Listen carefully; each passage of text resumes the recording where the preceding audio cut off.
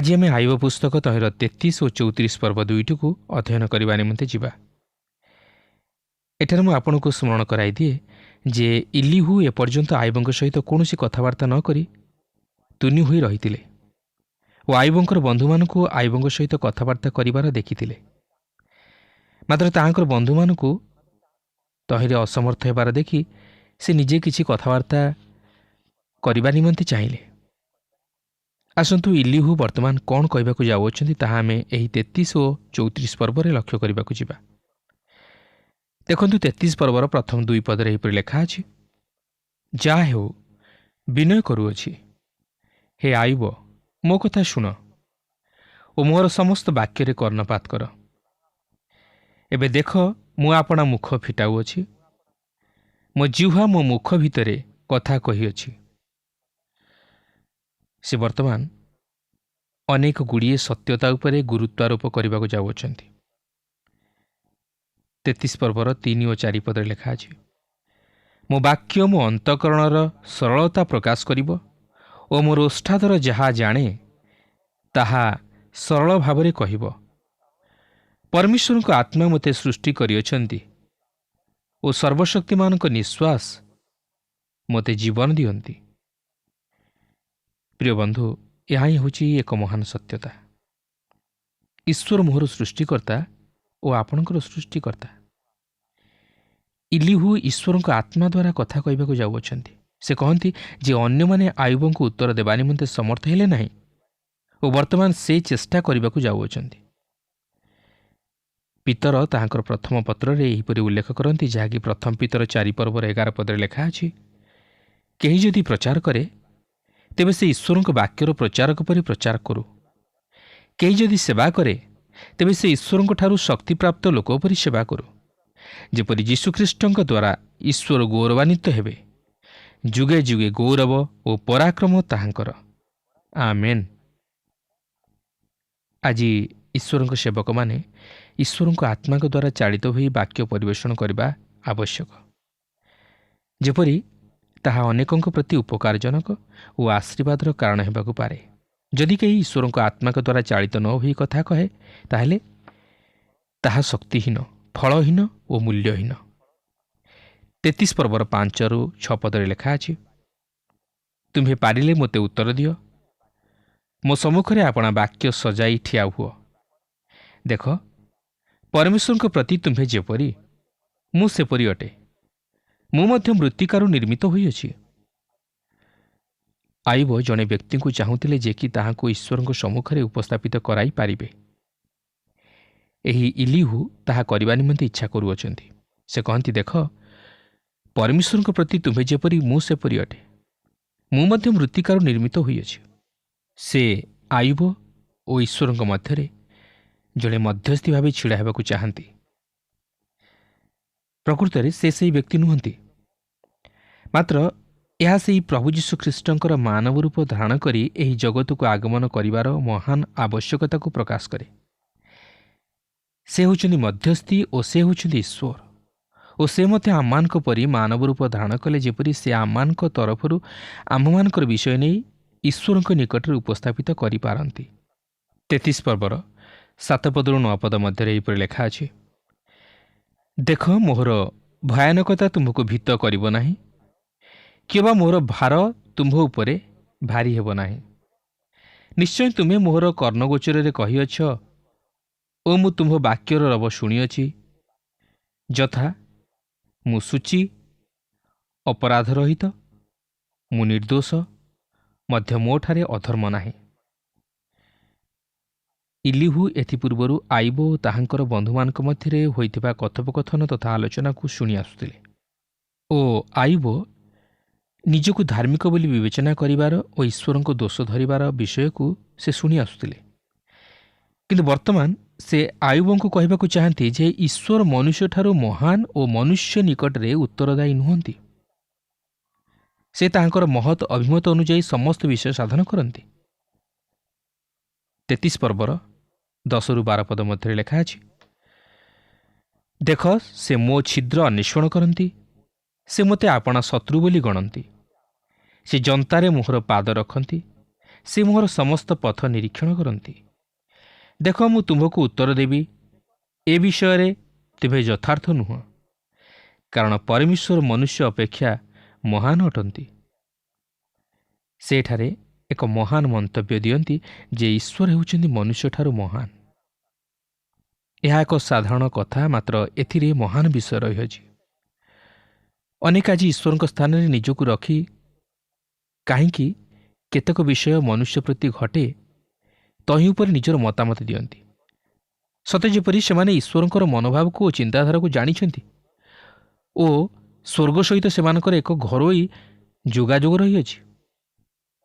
କିନ୍ତୁ ଈଶ୍ୱରଙ୍କ ସଂକଳ୍ପ ସବୁ ବୁଝିବା ବା ଜାଣିବା ମନୁଷ୍ୟ ପକ୍ଷେ ଏତେ ସହଜ ନୁହେଁ, କାରଣ ଅନେକ ବିଷୟ ରହିଅଛି ଯାହାକି ଆମମାନଙ୍କ ମଧ୍ୟରୁ କେହି ତାହା ଜାଣନ୍ତି ନାହିଁ।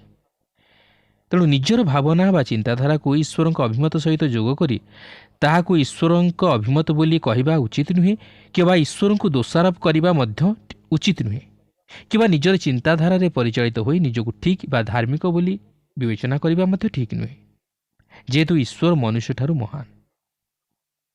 33 ପର୍ବର 13 ପଦରେ ଲେଖା ଅଛି, ତୁମେ କାହିଁକି ତାହାଙ୍କ ସଙ୍ଗେ ବିବାଦ କରୁଅଛ, ଯେଣୁ ସେ ଆପଣାର କୌଣସି ବିଷୟର କାରଣ ଜଣାନ୍ତି ନାହିଁ। ଇଲିହୁ କହିବାକୁ ଚାହାନ୍ତି, ଆୟୁବ, ତୁମେ କହିବା ଉଚିତ ଯେ ଈଶ୍ୱର କୌଣସି ମନୁଷ୍ୟ ନିକଟରେ ଉତ୍ତରଦାୟୀ ନୁହନ୍ତି, କି ସେ ମନୁଷ୍ୟର ମତାମତ ନେଇ କୌଣସି କାର୍ଯ୍ୟ କରନ୍ତି ନାହିଁ, କି ସେ ମନୁଷ୍ୟକୁ ଜଣାଇ ସମସ୍ତ କିଛି କରନ୍ତି ନାହିଁ। ସେ ଯାହା ଚାହାନ୍ତି ତାହା ସାଧନ କରନ୍ତି। ପ୍ରିୟ ବନ୍ଧୁ, ଈଶ୍ୱର ଆପଣଙ୍କ ନିକଟରେ ବା ମୋ ନିକଟରେ ଉତ୍ତରଦାୟୀ ନୁହନ୍ତି, ଅଥବା ସେ ଯାହା କିଛି କରନ୍ତି ତହିଁର ଉତ୍ତର ସେ ଆମମାନଙ୍କୁ ଦେବା ନିମନ୍ତେ ଚାହାନ୍ତି ନାହିଁ, କିମ୍ବା ଆମେମାନେ ତାହାଙ୍କଠାରୁ ତାହା ଦାବି କରିପାରିବା ନାହିଁ କି ତହିଁ ଉପରେ ପ୍ରଶ୍ନ କରିପାରିବା ନାହିଁ। ଅନେକ ଲୋକ ଏହିପରି ଈଶ୍ୱରଙ୍କୁ ପ୍ରଶ୍ନ କରନ୍ତି, ଈଶ୍ୱର କାହିଁକି ମୋ ପ୍ରତି ଏପରି ଘଟାଇଲେ? ମୁଁ ମଧ୍ୟ ଜାଣେ ନାହିଁ କାହିଁକି ସେପରି ଘଟେ, ମାତ୍ର ମୁଁ ଏତିକି ଜାଣେ, ଈଶ୍ୱର ଆମମାନଙ୍କ ନିକଟରେ ଉତ୍ତରଦାୟୀ ନୁହନ୍ତି କି ଆମେ ତାହାଙ୍କୁ ପ୍ରଶ୍ନ କରିପାରିବା ନାହିଁ, ମାତ୍ର ଆମକୁ କେବଳ ତାହାଙ୍କଠାରେ ବିଶ୍ୱାସ କରିବାକୁ ହେବ। ସେ ଆମମାନଙ୍କୁ କହନ୍ତି ନାହିଁ କାହିଁକି ସେ ଆମମାନଙ୍କ ପ୍ରତି ସେପରି ଦୁଃଖ ବା କ୍ଲେଶ ଘଟାନ୍ତି, ମାତ୍ର ସେ ଆମମାନଙ୍କୁ କହନ୍ତି ସେହି ସମୟରେ ତାହାଙ୍କଠାରେ ବିଶ୍ୱାସ କରିବା ପାଇଁ, କାରଣ ସେ ପ୍ରତିଜ୍ଞା କରିନାହାନ୍ତି ଯେ ସେ ସେହି ସମସ୍ୟା ମଧ୍ୟରୁ ଆମମାନଙ୍କୁ ବାହାର କରି ଆଣିବେ, ମାତ୍ର ସେ କହନ୍ତି, ତୁମେମାନେ ମୋ ଠାରେ ବିଶ୍ୱାସ ରଖ, ଆଉ ମୁଁ ତୁମମାନଙ୍କୁ ସେହି ସମସ୍ତ ସମସ୍ୟା ମଧ୍ୟ ଦେଇ କଢ଼ାଇ ଆଣିବି ଓ ତୁମମାନଙ୍କୁ ତହିଁରୁ ଉଦ୍ଧାର କରିବି। ତୁମମାନଙ୍କ ନିମନ୍ତେ ସମସ୍ୟା ଆସିବ, ମାତ୍ର ମୁଁ ତୁମମାନଙ୍କୁ ତହିଁ ମଧ୍ୟ ଦେଇ କଢ଼ାଇ ନେବି। ତୁମେମାନେ କେବଳ ମୋ ଠାରେ ବିଶ୍ୱାସ ରଖ। ସେ ଚାହାନ୍ତି ଆମମାନଙ୍କର ଧୈର୍ଯ୍ୟ ଓ ବିଶ୍ୱାସ। ଏହାପରେ 33 ପର୍ବର 14 ଓ 15 ପଦରେ ଏହିପରି ଲେଖା ଅଛି, ପରମେଶ୍ୱର ଥରେ କହନ୍ତି, ଦୁଇଥର ହିଁ କହନ୍ତି, ତଥାପି ମନୁଷ୍ୟ ତହିଁରେ ମନ ଦିଏ ନାହିଁ। ସ୍ୱପ୍ନରେ, ରାତ୍ରିକାଳୀନ ଦର୍ଶନରେ, ମନୁଷ୍ୟମାନେ ଘୋର ନିଦ୍ରାରେ ମଗ୍ନ ହେବା ବେଳେ, ଶଯ୍ୟାରେ ଘୁମାଇବା ବେଳେ, ଦେଖନ୍ତୁ, ଈଶ୍ୱର ମନୁଷ୍ୟକୁ ବିଭିନ୍ନ ଭାବରେ ବିଭିନ୍ନ ଉପାୟରେ କଥା କହନ୍ତି। ଆମେ ଜାଣି ରଖିବା ଉଚିତ ଯେ ଯେହେତୁ ଆଜି ଆମମାନଙ୍କ ନିକଟରେ ସମ୍ପୂର୍ଣ୍ଣ ବାଇବଲ ରହିଅଛି, ତେଣୁ ଆମମାନେ ନିଜର ସ୍ୱପ୍ନ ଦର୍ଶନ ଦ୍ୱାରା ପରିଚାଳିତ ହେବା ଉଚିତ ନୁହେଁ। ଯଦିବା ଆମେ ସ୍ୱପ୍ନ ଉପରେ ବିଶ୍ୱାସ ସ୍ଥାପନ କରିବାକୁ ଚାହୁଁ, ମାତ୍ର ତାହା ଈଶ୍ୱରଙ୍କ ବାକ୍ୟ ବିରୁଦ୍ଧ ହେବା ଉଚିତ ନୁହେଁ। କିନ୍ତୁ ଯେଉଁ ସ୍ଥାନମାନଙ୍କରେ ଈଶ୍ୱରଙ୍କ ବାକ୍ୟ ଏପର୍ଯ୍ୟନ୍ତ ପହଞ୍ଚି ପାରିନାହିଁ, ସେ ସମସ୍ତ ସ୍ଥାନମାନଙ୍କରେ ଈଶ୍ୱର ଏହିପରି ଧାରା ବା ପ୍ରଣାଳୀ ବ୍ୟବହାର କରିପାରନ୍ତି। 33 ପର୍ବର 16ରୁ 17 ପଦରେ ଏହିପରି ଲେଖା ଅଛି, ସେ ମନୁଷ୍ୟମାନଙ୍କର କର୍ଣ୍ଣ ମୁକ୍ତ କରନ୍ତି ଓ ସେମାନଙ୍କର ଶିକ୍ଷା ମୋହରାଙ୍କିତ କରନ୍ତି। ତଦ୍ୱାରା ସେ ମନୁଷ୍ୟକୁ ତାହାର ସଂକଳ୍ପରୁ ନିବୃତ୍ତ କରନ୍ତି ଓ ମନୁଷ୍ୟଠାରୁ ଅହଙ୍କାର ଗୁପ୍ତ କରନ୍ତି। ଆୟୁବଙ୍କର ଏକ ସମସ୍ୟା ଥିଲା, ଯାହାକି ଏକ କର୍କଟ ରୋଗ ପରି ତାହାଙ୍କର ଜୀବନକୁ ନଷ୍ଟ କରିଦେବାକୁ ଯାଉଥିଲା, ଆଉ ତାହା ଥିଲା ତାହାଙ୍କର ଗର୍ବ ବା ଅହଙ୍କାର। ଯେହେତୁ ଈଶ୍ୱର ଗର୍ବୀକୁ ଦୂରରୁ ଚିହ୍ନନ୍ତି। ଆୟୁବ ଜଣେ ଅତି ଉତ୍ତମ ଲୋକ ଥିଲେ ଓ ସେ ଜଣେ ଅତି ମହାନ ଲୋକ ଥିଲେ, ମାତ୍ର ତଥାପି ଈଶ୍ୱର ତାହାଙ୍କୁ ଶୃଙ୍ଖଳିତ କରିବା ନିମନ୍ତେ ଶିକ୍ଷା ଦେବାକୁ ଚାହିଁଥିଲେ। ଈଶ୍ୱର ତାହାଙ୍କ ଜୀବନରୁ ସେହି ଗର୍ବକୁ ଗୁପ୍ତ କରିଦେବାକୁ ଚାହିଁଥିଲେ, ମାତ୍ର ଆୟୁବ ତାହା ଜାଣିପାରିନଥିଲେ, ଯେହେତୁ ସେ ଈଶ୍ୱରଙ୍କ ଚରିତ୍ରକୁ ଭଲ ଭାବେ ବୁଝିପାରିନଥିଲେ। ଆୟୁବ ଆପଣଙ୍କ ପରି ଓ ମୋ ପରି ଜଣେ ସାଧାରଣ ମନୁଷ୍ୟ ଥିଲେ, ତେଣୁକରି ତାହାଙ୍କ ଜୀବନରେ ମଧ୍ୟ ତ୍ରୁଟି ରହିଥିଲା ବା ଦୁର୍ବଳତା ରହିଥିଲା। ଆଉ ତାହା ଥିଲା ଗର୍ବ, ଯାହାକି ମୋ ଜୀବନରେ ଓ ଆପଣଙ୍କ ଜୀବନରେ ସାଧାରଣତଃ ପରିଲକ୍ଷିତ ହୁଏ। ଉଦାହରଣ ସ୍ୱରୂପ, ଆମେମାନେ ବ୍ୟକ୍ତି ବିଶେଷଙ୍କ ଉପରେ କ୍ରୋଧ କରିଥାଉ ଯେଉଁମାନେ ଆମମାନଙ୍କର ସମାଲୋଚନା କରନ୍ତି। ମାତ୍ର ଈଶ୍ୱର ଧାର୍ମିକମାନଙ୍କ ଉପରୁ ଆପଣାର ଦୃଷ୍ଟି ଫେରାନ୍ତି ନାହିଁ, ଯାହାକି ଆୟୁବ 36 ପର୍ବର 7 ପଦରେ ଆମେ ଲକ୍ଷ୍ୟ କରିବାକୁ ପାରିବା। ଯେଉଁମାନେ ତାହାଙ୍କର ସେ ସେମାନଙ୍କ ପ୍ରତି ସଦାସର୍ବଦା ଦୃଷ୍ଟି ରଖିଥାନ୍ତି ଓ ସେମାନଙ୍କ ଉପରେ ତାହାଙ୍କର ହସ୍ତ ବିସ୍ତାର କରି ରଖନ୍ତି। ସେ ଯଦିଓ ଆମମାନଙ୍କୁ ପ୍ରେମ କରନ୍ତି ଓ ଆମମାନଙ୍କ ପ୍ରତି ଦୟା ପ୍ରକାଶ କରନ୍ତି, ମାତ୍ର ସେ ମଧ୍ୟ ଆମମାନଙ୍କୁ ଶାସନ କରି ଶୃଙ୍ଖଳିତ କରନ୍ତି, କାରଣ ସେ ତାହାଙ୍କର ସନ୍ତାନଗଣକୁ ବିନଷ୍ଟ ହେବାକୁ ଦିଅନ୍ତି ନାହିଁ। 33 ପର୍ବର 29-30 ପଦରେ ଲେଖା ଅଛି, ଦେଖ, ମନୁଷ୍ୟ ଯେପରି ଜୀବିତ ଲୋକଙ୍କ ଦୀପ୍ତିରେ ଦୀପ୍ତିମାନ ହେବ, ଏଥିପାଇଁ ଗର୍ତ୍ତରୁ ତାହାର ପ୍ରାଣ ଫେରାଇ ଆଣିବାକୁ ପରମେଶ୍ୱର ତାହା ସହିତ 2 ଥର ମଧ୍ୟ 3 ଥର ଏହିସବୁ ବ୍ୟବହାର କରନ୍ତି। ଈଶ୍ୱର ତାହାଙ୍କର ଲୋକମାନଙ୍କୁ ଏହିପରି ଭାବେ ଶୃଙ୍ଖଳିତ କରି ଶିକ୍ଷା ଦିଅନ୍ତି। ଈଶ୍ୱର ଏହିପରି କରନ୍ତି ଯେପରି ସେ ତାହାଙ୍କର ସନ୍ତାନମାନଙ୍କର ଆତ୍ମାଗୁଡ଼ିକୁ ସେହି ବିନାଶର ଗର୍ତ୍ତରୁ ଉଦ୍ଧାର କରିପାରନ୍ତି। ଏହାପରେ 33 ପର୍ବର 31-33 ପଦରେ ଏହିପରି ଲେଖା ଅଛି, ହେ ଆୟୁବ, ମନୋଯୋଗ କରି ମୋ କଥା ଶୁଣ, ତୁମେ ନୀରବ ହୁଅ, ମୁଁ କଥା କହିବି। ତୁମ୍ଭର କହିବାର କୌଣସି ବିଷୟ ଥିଲେ ମୋତେ ଉତ୍ତର ଦିଅ, କୁହ, କାରଣ ତୁମ୍ଭକୁ ନିର୍ଦ୍ଦୋଷ କରିବାକୁ ମୋର ଇଚ୍ଛା। ନହେଲେ ମୋ କଥା ଶୁଣ, ନୀରବ ହୁଅ, ଆଉ ମୁଁ ତୁମ୍ଭକୁ ଜ୍ଞାନ ଶିଖାଇବି। ଈଶ୍ୱର ଆଜି ତାହାଙ୍କର ବିଶ୍ୱାସୀମାନଙ୍କ ପ୍ରତି ଏହି ପ୍ରକାର ବିଷୟ ସାଧନ କରିବାକୁ ଚାହାନ୍ତି। ଏବ୍ରୀ 12 ପର୍ବର 3 ପଦରୁ 6 ପଦ ମଧ୍ୟରେ ଲିଖିତ ହୋଇଥିବା ବିଷୟକୁ ଆମେ ଏଠାରେ ବିଚାରକୁ ଆଣିବା ଉଚିତ। ତେବେ ମୁଁ ଏଠାରେ କେବଳ ତହିଁରୁ 5 ଓ 6 ପଦ ଦୁଇଟିକୁ ଅଧ୍ୟୟନ କରୁଅଛି। ଆଉ ପୁତ୍ରମାନଙ୍କ ପରି ତୁମମାନଙ୍କ ପ୍ରତି ଉକ୍ତ ଏହି ଉତ୍ସାହ ବାକ୍ୟ ଭୁଲିଅଛ। ହେ ମୋର ପୁତ୍ର, ପ୍ରଭୁଙ୍କ ଶାସନକୁ ଲଘୁଜ୍ଞାନ କର ନାହିଁ, କିମ୍ବା ତାହାଙ୍କ ଦ୍ୱାରା ଅନୁଯୋଗ ପ୍ରାପ୍ତ ହେଲେ କ୍ଲାନ୍ତ ହୁଅ ନାହିଁ, କାରଣ ପ୍ରଭୁ ଯାହାକୁ ପ୍ରେମ କରନ୍ତି ତାହାକୁ ଶାସନ କରନ୍ତି, ପୁଣି ଯେଉଁ ପୁତ୍ରକୁ ସେ ଗ୍ରହଣ କରନ୍ତି ତାହାକୁ ପ୍ରହାର କରନ୍ତି। ଆୟୁବଙ୍କ ପ୍ରତି ଯାହା ସବୁ ଘଟିଗଲା, ତହିଁର ପଛରେ ଏହା ହିଁ ଥିଲା ଈଶ୍ୱରଙ୍କର ମହାନ ଉଦ୍ଦେଶ୍ୟ, ଯେପରି ସେ ତାହାଙ୍କୁ ସମ୍ପୂର୍ଣ୍ଣ ନିଜର କରିପାରନ୍ତି ଓ ଶୃଙ୍ଖଳିତ କରିପାରନ୍ତି। ବର୍ତ୍ତମାନ ଆମେ 34 ପର୍ବଟିକୁ ଅଧ୍ୟୟନ କରିବା ନିମନ୍ତେ ଯିବା। ଏହି ପର୍ବରେ ଆମେ ଇଲିହୁଙ୍କର ଏକ ଚମତ୍କାର ଆତ୍ମିକ ଦୃଷ୍ଟିକୋଣକୁ ଲକ୍ଷ୍ୟ କରିବାକୁ ପାରୁଅଛୁ। ସେ ପ୍ରକୃତରେ ଏହି ଘଟଣାରେ ଈଶ୍ୱରଙ୍କୁ ଗୌରବ ଦେଇ ତାହାଙ୍କୁ ଉଚ୍ଚୀକୃତ କରାନ୍ତି, କାରଣ ଏପର୍ଯ୍ୟନ୍ତ ଆୟୁବ ଓ ତାହାଙ୍କ ବନ୍ଧୁମାନଙ୍କ ମଧ୍ୟରେ ହୋଇଥିବା କଥୋପକଥନରୁ କିଛି ସ୍ପଷ୍ଟ ବୁଝା ପଡ଼ୁନଥିଲା ଯେ ପ୍ରକୃତରେ ଆୟୁବଙ୍କର ଏହି ପ୍ରକାର ଦୟନୀୟ ପରିସ୍ଥିତି ନିମନ୍ତେ ଦାୟୀ କିଏ। ଯଦି ଆୟୁବ ନିଜକୁ ଧାର୍ମିକ ବୋଲି ସାବ୍ୟସ୍ତ କରନ୍ତି, ତାହେଲେ ଈଶ୍ୱର କ'ଣ ଅଧାର୍ମିକ? ନାହିଁ, ଯଦି ଆୟୁବ ନିଜର ପାପ ନିମନ୍ତେ ଏହିପରି ସମସ୍ୟା ମଧ୍ୟ ଦେଇ ଗତି କରୁଥାନ୍ତି, ତାହେଲେ ଈଶ୍ୱର କ'ଣ ଆୟୁବଙ୍କର ପାପକୁ ପ୍ରକାଶ କରାଇଦେବା ନିମନ୍ତେ ତାହାଙ୍କ ପ୍ରତି ଏହିପରି ଘଟାଇଲେ? ମାତ୍ର ଇଲିହୁ ଏଠାରେ ପ୍ରକାଶ କରିବାକୁ ଚାହାନ୍ତି ଯେ ଈଶ୍ୱର ଆୟୁବଙ୍କର ପାପକୁ ପ୍ରକାଶ କରାଇବା ନିମନ୍ତେ ତାହାଙ୍କ ପ୍ରତି ଏହିପରି ଘଟାଇ ନଥିଲେ। କିମ୍ବା ଆୟୁବଙ୍କର ପାପ ଲାଗି ତାହାଙ୍କ ପ୍ରତି ଏହିପରି ଘଟିନଥିଲା, ମାତ୍ର ସେ ଆୟୁବଙ୍କୁ ନମ୍ର କରିବାକୁ ଓ ତାହାଙ୍କ ମନ ମଧ୍ୟରୁ ଆତ୍ମଧାର୍ମିକତାର ଅହନ୍ତକୁ ଦୂରେଇ ଦେବାକୁ ଓ ତାହାଙ୍କୁ ଅଧିକରୁ ଅଧିକ ତାହାଙ୍କର ନିକଟବର୍ତ୍ତୀ କରାଇବାକୁ ସେ ତାହାଙ୍କ ପ୍ରତି ଏହିପରି ଘଟାଇଥିଲେ। ବର୍ତ୍ତମାନ ଆୟୁବ ସିଧାସଳଖ ଈଶ୍ୱରଙ୍କର କାର୍ଯ୍ୟ ତାହାଙ୍କ ଜୀବନରେ ଉପଲବ୍ଧି କରିବେ। ଏହା ତାହାଙ୍କୁ 3ଟି ସ୍ତରରେ ପ୍ରଭାବିତ କରିବ: ଈଶ୍ୱରଙ୍କ ସହିତ, ବନ୍ଧୁମାନଙ୍କ ସହିତ ଓ ତାହାଙ୍କର ନିଜର ବ୍ୟକ୍ତିଗତ ଜୀବନ ସହିତ ସମ୍ପର୍କ ସ୍ଥାପନରେ ପରିବର୍ତ୍ତନ ଆଣିଦେବ। ପ୍ରିୟ ବନ୍ଧୁ, ଆମେ ପ୍ରତ୍ୟେକ ପ୍ରଥମେ ନିଜର ଜୀବନକୁ ସମୀକ୍ଷା କରି ତହିଁରେ ପରିବର୍ତ୍ତନ ଆଣିବା ଉଚିତ। ଏହି କାରଣରୁ ଈଶ୍ୱର ତାହାଙ୍କର ଲୋକମାନଙ୍କୁ ବିଭିନ୍ନ ଅନୁଭୂତି ମଧ୍ୟ ଦେଇ ଶାସନ ଓ ଶୃଙ୍ଖଳିତ କରି ସେମାନଙ୍କୁ ଏହିପରି ଏକ ନମ୍ରତାର ସ୍ଥାନକୁ କଢ଼ାଇ ଆଣନ୍ତି, ଯେଉଁଠାରେ କି ସେ ସେମାନଙ୍କୁ ଗ୍ରହଣ କରି ବ୍ୟବହାର କରିପାରିବେ ଓ ସେମାନେ ମଧ୍ୟ ନିଜର ଦୁର୍ବଳତା ସବୁକୁ ଜାଣିପାରି ତାହାଙ୍କଠାରେ ନିଜକୁ ସମ୍ପୂର୍ଣ୍ଣ ସମର୍ପଣ କରିପାରିବେ। 34 ପର୍ବର ପ୍ରଥମ 2 ପଦରେ ଏହିପରି ଲେଖା ଅଛି, ଆହୁରି ଇଲିହୁ ଉତ୍ତର କରି କହିଲା, ହେ ଜ୍ଞାନୀମାନେ ମୋ କଥା ଶୁଣ, ହେ ବିଜ୍ଞମାନେ ମୋ କଥାରେ କର୍ଣ୍ଣ ଦିଅ।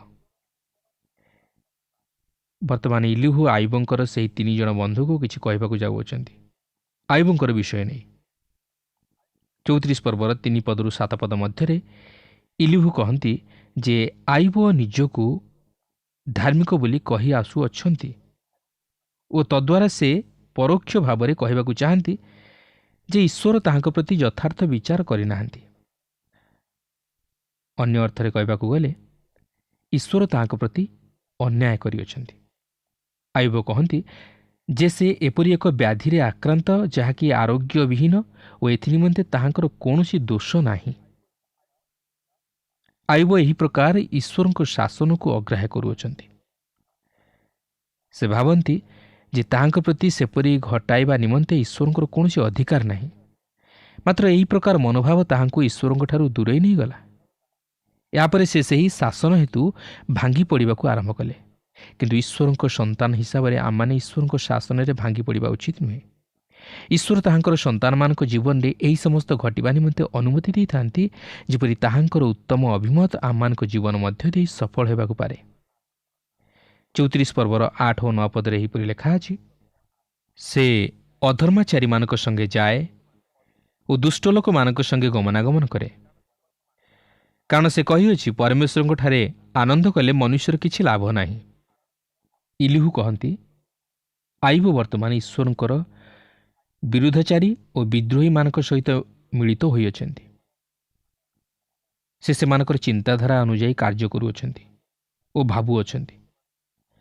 ସେ ସେମାନଙ୍କର ପକ୍ଷ ସମର୍ଥନ କରନ୍ତି। କାରଣ ସେମାନେ ଏହିପରି ମନୋଭାବ ବିଶିଷ୍ଟ ଲୋକ ଯେଉଁମାନେ କହନ୍ତି ଈଶ୍ୱରଙ୍କର ଭୁଲ, ମାତ୍ର ମୁଁ ଠିକ୍ ଅଛି। ଆଇବ କହିଥାଇପାରନ୍ତି, ମୁଁ ଈଶ୍ୱରଙ୍କର ସେବା କରି ଆସୁଥିଲି ଓ ଉତ୍ତମ ଜୀବନ ଯାପନ କରୁଥିଲି, ମାତ୍ର ଈଶ୍ୱର ମୋ ପ୍ରତି ମଙ୍ଗଳ କରିବା ପରିବର୍ତ୍ତେ ଅମଙ୍ଗଳ ଘଟାଇଲେ। ଈଶ୍ୱର ମୋତେ ଆଶୀର୍ବାଦ କରିବା ପରିବର୍ତ୍ତେ ମୋ ପ୍ରତି ଅଭିଶାପ ବର୍ତ୍ତାଇଲେ। ଈଶ୍ୱର ମୋ ପ୍ରତି ଯାହା କରିଅଛନ୍ତି ତାହା ଠିକ୍ କରିନାହାନ୍ତି। ସେ ମୋ ପ୍ରତି ଅନ୍ୟାୟ କରିଅଛନ୍ତି। ତାହା ହିଁ ଥିଲା ଆଇବଙ୍କର ଚିନ୍ତାଧାରା, ଯାହାକି ଆଜି ଅନେକ ଲୋକ ସେହିପରି ଭାବନ୍ତି। ମାତ୍ର ଈଶ୍ୱର ପ୍ରକୃତିରେ ଅନ୍ୟାୟକାରୀ ନୁହନ୍ତି। ସେ ତାହାଙ୍କର ଲୋକମାନଙ୍କର ଅମଙ୍ଗଳ କରନ୍ତି ନାହିଁ। ମାତ୍ର ସେ ସେମାନଙ୍କ ନିମନ୍ତେ ଯାହା କିଛି ଘଟାଇଥାନ୍ତି ତାହା ସେମାନଙ୍କର ମଙ୍ଗଳ ନିମନ୍ତେ। 34 ପର୍ବର 10 ପଦରେ ଲେଖା ଅଛି, ହେ ବୁଦ୍ଧିମାନ ଲୋକେ ମୋ କଥା ଶୁଣ, ପରମେଶ୍ୱର ଯେ ଦୁଷ୍କର୍ମ କରିବେ ଏହା ତାହାଙ୍କଠାରୁ ଦୂରେ ଥାଉ ଓ ସର୍ବଶକ୍ତିମାନ ଯେ ଅଧର୍ମ କରିବେ ଏହା ତାହାଙ୍କଠାରୁ ଦୂରେ ଥାଉ। ପୁନର୍ବାର ଇଲିହୁ କହନ୍ତି ଯେ ଈଶ୍ୱର ଭୁଲ କରନ୍ତି ନାହିଁ, କିମ୍ବା ସେ ଅଧର୍ମ କରନ୍ତି ନାହିଁ। ରୋମିଓ 9 ପର୍ବର 14 ପଦରେ ପ୍ରେରିତ ପାଉଲ କହନ୍ତି, ତେବେ ଆମ୍ଭେମାନେ କ'ଣ କହିବା? ଈଶ୍ୱରଙ୍କଠାରେ କି ଅନ୍ୟାୟ ଅଛି? ତାହା କେବେ ନ ହେଉ। ପ୍ରିୟ ବନ୍ଧୁ, ଈଶ୍ୱର କେବେ ହେଲେ ଭୁଲ କରନ୍ତି ନାହିଁ। ଯେ କେହି ଈଶ୍ୱରଙ୍କୁ ଭୁଲ ଦିଏ ସେ ନିଜେ ଭୁଲ କରେ। ଈଶ୍ୱର ସଦାସର୍ବଦା ଠିକ୍ କରନ୍ତି, ମାତ୍ର ଆମେ ଭୁଲ କରୁ। ସେ ଯାହା କିଛି କରନ୍ତୁ ନା କାହିଁକି ତାହା ଠିକ୍। ସେ ଆପଣଙ୍କୁ ବା ମୋତେ କିଛି ପଚାରିବା ବା ପଚାରିକି କରିବା ଆବଶ୍ୟକ କରନ୍ତି ନାହିଁ, କି ସେ ଆମମାନଙ୍କୁ ଜଣାଇକି କିଛି କରନ୍ତି ନାହିଁ। ସେ ଜାଣନ୍ତି କେଉଁଟା ଠିକ୍ ଓ କେଉଁଟା ଭୁଲ। ସେ ତାହାଙ୍କର ଅଭିମତ ଅନୁଯାୟୀ ସମସ୍ତ କିଛି ସାଧନ କରନ୍ତି, ମାତ୍ର ସେ ଆମମାନଙ୍କର ମତାମତ ଚାହାନ୍ତି ନାହିଁ। 34 ପର୍ବର 12 ପଦରେ ଲେଖା ଅଛି, ନିଶ୍ଚୟ ପରମେଶ୍ୱର ଦୁଷ୍ଟାଚରଣ କରିବେ ନାହିଁ, ସର୍ବଶକ୍ତିମାନ ବିଚାର ବିପରୀତ କରିବେ ନାହିଁ। ଈଶ୍ୱର କେବେ ହେଲେ ଦୁଷ୍ଟାଚରଣ କରନ୍ତି ନାହିଁ, କିମ୍ବା ତାହାଙ୍କଠାରେ କୌଣସି ଦୁଷ୍ଟତା ନାହିଁ। ସେ ବିଚାରରେ ପକ୍ଷପାତ କରନ୍ତି ନାହିଁ, କି ଦୋଷୀକୁ ନିର୍ଦ୍ଦୋଷୀ ବା ନିର୍ଦ୍ଦୋଷୀକୁ ଦୋଷୀରେ ସାବ୍ୟସ୍ତ କରନ୍ତି ନାହିଁ। ତାହାଙ୍କର ବିଚାର ନ୍ୟାୟ ରକ୍ଷା କରେ, କାରଣ ସେ ନିଜେ ହେଉଛନ୍ତି ସତ୍ୟ ଓ ଧର୍ମମୟ ଈଶ୍ୱର। ସେଥିପାଇଁ ପ୍ରଭୁ ଯୀଶୁଖ୍ରୀଷ୍ଟ କହନ୍ତି, ମୁଁ ସତ୍ୟ। ତେଣୁ ଈଶ୍ୱରଙ୍କଠାରେ ଅଧର୍ମ ଓ ସତ୍ୟ ଦେଖାଯାଏ ନାହିଁ। ଯଦି ତାହା ହୋଇଥାନ୍ତା ତାହେଲେ ଏହି ସମଗ୍ର ବିଶ୍ୱର ସ୍ଥିତି ନଥାନ୍ତା। ଏହାପରେ 34 ପର୍ବର 13 ପଦରୁ 37 ପଦରେ ଆମେ ଲକ୍ଷ୍ୟ କରିବାକୁ ପାରୁ ଯେ ଇଲିହୁ କହନ୍ତି, ଈଶ୍ୱର ମନୁଷ୍ୟର ଯତ୍ନ ନିଅନ୍ତି ଓ ସେ ମନୁଷ୍ୟ ନିମନ୍ତେ ମଧ୍ୟ ବିଶେଷ ଚିନ୍ତିତ। ଯଦି ଈଶ୍ୱର ଆପଣଙ୍କୁ ଶାସନ କରିଅଛନ୍ତି ତାହେଲେ ଆପଣ ଜାଣି ରଖିବା ଉଚିତ ଯେ ଈଶ୍ୱର ଆପଣଙ୍କୁ କିଛି ଶିକ୍ଷା ଦେବାକୁ ଚାହାନ୍ତି। ହୋଇପାରେ ଈଶ୍ୱର ଆପଣଙ୍କ ଜୀବନରେ ତାହାଙ୍କର ଏକ ମହତ୍ ଅଭିମତକୁ ସଫଳ କରିବା ନିମନ୍ତେ ଚାହାନ୍ତି। ତେଣୁ ଆପଣ ତହିଁରେ କୌଣସି ପ୍ରଶ୍ନ ନ କରି ନମ୍ର ଭାବରେ ତାହାକୁ ଗ୍ରହଣ କରିନେବା ନିମନ୍ତେ ଚେଷ୍ଟା କରନ୍ତୁ। ଯଦି ଆପଣ କିଛି ପାପ କରିଅଛନ୍ତି ଓ ଆପଣ ଜାଣିବାକୁ ପାରୁଛନ୍ତି ଯେ ଈଶ୍ୱର ଆପଣଙ୍କୁ ତହିଁ ନିମନ୍ତେ ଶାସନ କରୁଅଛନ୍ତି, ତାହେଲେ ଆପଣ ସେହି ପାପରୁ ଫେରି ଖ୍ରୀଷ୍ଟଙ୍କର ନିକଟବର୍ତ୍ତୀ ହୁଅନ୍ତୁ। ଆପଣ ଦେଖନ୍ତୁ, ଇଲିହୁ ଏଠାରେ ମଧ୍ୟ ଆହୁରି କହନ୍ତି, ଯେପର୍ଯ୍ୟନ୍ତ ଆଇବ ନିଜକୁ ଧାର୍ମିକ ବୋଲି ସାବ୍ୟସ୍ତ କରିବା ପରିବର୍ତ୍ତେ ଈଶ୍ୱରଙ୍କୁ ଧାର୍ମିକ ବୋଲି ସାବ୍ୟସ୍ତ କରିନାହାନ୍ତି, ସେ ପର୍ଯ୍ୟନ୍ତ ଈଶ୍ୱର ଆଇବଙ୍କୁ ତାହାଙ୍କର କରିବା ନିମନ୍ତେ ଚେଷ୍ଟା କରିବେ ବୋଲି ସେ ଆଶା କରନ୍ତି। ଈଶ୍ୱର ଆଇବଙ୍କୁ କଦାପି ପରିତ୍ୟାଗ କରିବେ ନାହିଁ। ସେ ତାହାଙ୍କୁ ନିଶ୍ଚିତ ଭାବେ ଏପରି ଏକ ସ୍ଥାନକୁ ଆଣିବେ ଯେଉଁଠାରେ କି ସେ ଈଶ୍ୱରଙ୍କୁ ଧାର୍ମିକ ବୋଲି ସ୍ୱୀକାର କରି ତାହାଙ୍କ ନିକଟରେ ନତମସ୍ତକ ହେବେ। ପ୍ରଭୁ ଆମ ପ୍ରତ୍ୟେକଙ୍କ ଜୀବନରେ ତାହା ହିଁ ସାଧନ କରନ୍ତୁ, ଯେପରି ଆମେ ଜୀବନର ପ୍ରତିଟି କ୍ଷେତ୍ରରେ ତାହାଙ୍କୁ ଧାର୍ମିକ, ନ୍ୟାୟବନ୍ତ ଓ ସତ୍ୟ ଈଶ୍ୱର ବୋଲି ସ୍ୱୀକାର କରିବା ସଙ୍ଗେ ସଙ୍ଗେ ତାହାଙ୍କୁ ଉଦ୍ଧାରକର୍ତ୍ତା ରୂପେ ଗ୍ରହଣ କରି ପାପରୁ ପୃଥକୀକୃତ ଜୀବନଯାପନ କରୁ ଓ ଈଶ୍ୱରଙ୍କ ଆଶୀର୍ବାଦ ତଥା ଅନୁଗ୍ରହର ଅଧିକାରୀ ହେଉ। ପ୍ରଭୁ ଆମ ପ୍ରତ୍ୟେକଙ୍କୁ ଏହି ସଂକ୍ଷିପ୍ତ ଆଲୋଚନା ମଧ୍ୟ ଦେଇ ଆଶୀର୍ବାଦ କରନ୍ତୁ।